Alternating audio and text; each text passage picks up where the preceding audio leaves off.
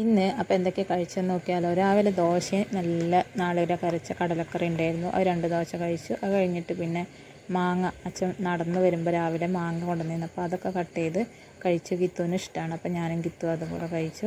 അത് കഴിഞ്ഞിട്ട് ഫ്രിഡ്ജിലൊരു കടലമിഠായി ഉണ്ടായിരുന്നു. എന്തായാലും വെറുതെ ഇരിക്കല്ലേ, ഗിത്തുവിന് നല്ല ഇഷ്ടമാണ് കടലമിഠായി.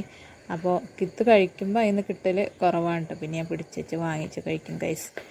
അപ്പോൾ അങ്ങനെ ഞങ്ങളൊരു കടലമിഠായി കഴിച്ചു. പിന്നെ ഒരു 11:30 ആയപ്പോൾ ഞാൻ കുറച്ച് ഓട്സ് ഉണ്ടാക്കിയിരുന്നു. ഓട്സും ഗിത്തുവിന് ഇഷ്ടമായിട്ടായിരുന്നു. അപ്പോൾ ഞാൻ എന്ത് കഴിച്ചാലും ഗിത്തുവും കഴിക്കും, ഗിത്തുവും കഴിച്ചാൽ ഞാനും കഴിക്കും. അപ്പോൾ ഉച്ചയ്ക്ക് പിന്നെ നമുക്ക് ചോറും രാവിലത്തെ കടലക്കറിയും പിന്നെ പയറുപ്പേരി, പയറിൻ്റെ ഇലേൻ്റെ ഉപ്പേരി എന്തെങ്കിലും ചക്ക കൂട്ടാനുണ്ടായിരുന്നു കേട്ടോ. അത് കഴിഞ്ഞിട്ട് പിന്നെ ഒരു 4 മണിയൊക്കെ ആയപ്പോൾ അവിൽ വെള്ളമൊക്കെ ഒഴിച്ചാണ്ട് അങ്ങനെ പുതിർത്തി കഴിക്കല്ലോ, അങ്ങനെ കഴിച്ചു. പിന്നെ അമ്മ വന്നപ്പോൾ എന്താ മറ്റേ പ്ലം കൊണ്ടുവന്നിരുന്നു. അപ്പോൾ അതും കൂടി കഴിച്ചിരുന്നു കേട്ടോ.